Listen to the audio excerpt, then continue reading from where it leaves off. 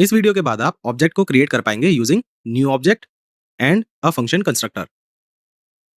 हाय, चलिए हम अपनी डिस्कशन को कंटिन्यू करते हैं on how we can create an object using different ways. तो ऑब्जेक्ट को क्रिएट करने का नेक्स्ट वे है बाय यूजिंग न्यू ऑब्जेक्ट। इसका सिंटेक्स सिंपल है, लेट और उसके बाद उस ऑब्जेक्ट का नाम जो हमें चाहिए, इक्वल टू ऑपरेटर और फिर न्यू ऑब्जेक्ट सेमी कोलन। चलिए न्यू ऑब्जेक्ट को यूज करके हम सेम डॉग ऑब्जेक्ट को क्रिएट करते हैं and we can create it like this. याद रखिए कि अभी जो हमने ऑब्जेक्ट डॉग बनाया है उसके अंदर कोई भी प्रॉपर्टीज नहीं है। इसका मतलब है कि ये ऑब्जेक्ट डॉग एम्प्टी है और वो इस कोड के इक्विवेलेंट है। एक बार जब हम ऑब्जेक्ट को क्रिएट कर लेंगे तो हम डॉट ऑपरेटर को यूज करके प्रॉपर्टीज को ऐड कर सकते हैं।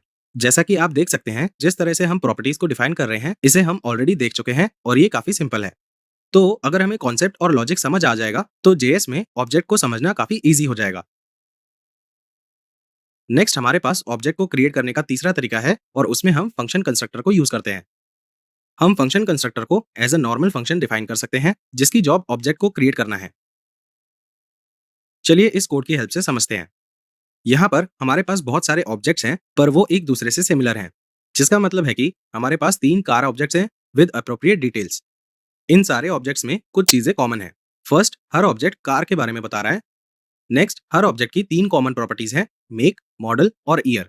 इन प्रॉपर्टीज की वैल्यूज हर ऑब्जेक्ट के लिए अलग अलग है। नेक्स्ट, हमारे पास एक मेथड है जो सारे ऑब्जेक्ट्स के लिए कॉमन है।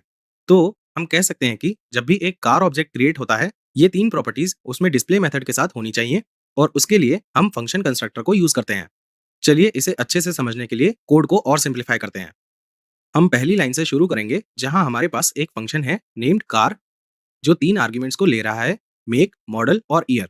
फिर हमने दिस डॉट मेक लिखा है जिसका मतलब है कि हम यहाँ एक ऑब्जेक्ट को एक्सपेक्ट कर रहे हैं और हमने ऑब्जेक्ट की मेक प्रॉपर्टी को वो वैल्यू असाइन की है दैट द फंक्शन रिसीव्स।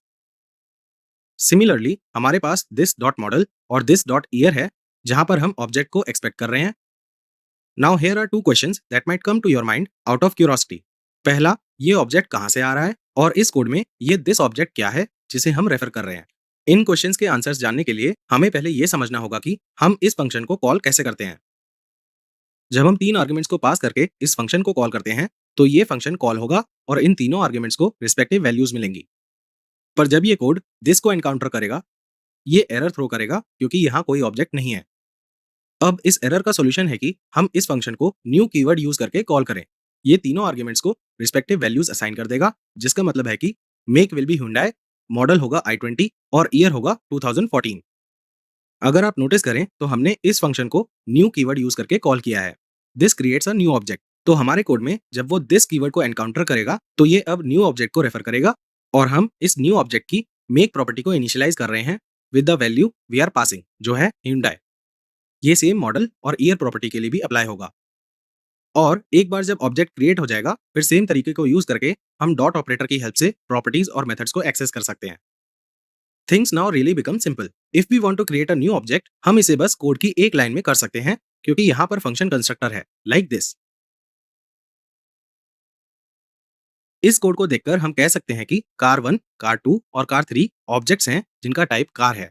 इसका ये भी मतलब है कि इस टाइप के ऑब्जेक्ट्स की सेम प्रॉपर्टीज और मेथड्स होंगे, बस उनकी वैल्यूज अलग अलग होंगी। इसके साथ हम फंक्शन कंस्ट्रक्टर की सिग्निफिकेंस को समझ जाएंगे। अगर हमें फंक्शन कंस्ट्रक्टर की डिटेल्स पता होंगी तो हम उन ऑब्जेक्ट्स की प्रॉपर्टीज और मेथड्स को भी समझ पाएंगे जिन्हें हमने फंक्शन कंस्ट्रक्टर की हेल्प से क्रिएट किया है। अपकमिंग टॉपिक्स में जब हम एरेज और स्ट्रिंग्स के बारे में पढ़ेंगे तब हम इसे और इलेबोरेट करेंगे। With this, we have come to the end of this video. Hope you had fun watching this video.